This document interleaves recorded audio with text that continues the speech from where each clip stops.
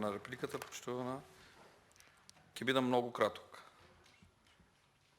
Иако не беше се уште точка на дневен ред, добивме одредени информации кои што се релевантни за дискусија и сакам само да потенцирам. Покрај сите други државни компании во енергетскиот сектор, од ова година имаме дополнително уште еден загубар во енергетскиот сектор. Односно, секоја компанија и комисија која што е формирана во енергетскиот сектор, а е под капа на државата, е загубар. Единствени профити имаат приватните компании кои што им служат на овие компании кои што се формирани од страна на државата.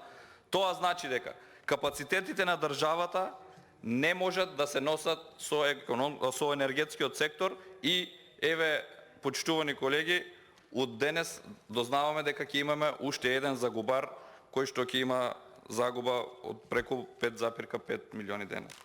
И втора ситуација, дека потрошената електрична, односно за потрошена енергија, ставката можеби нема да биде доволна, потврдува фактот само дека енергетската криза нема брзо да се стабилизира и веројатно имате повеќе информации од нас дека се очекуваат дополнителни покачувања во сите енергенси. Ви благодарам.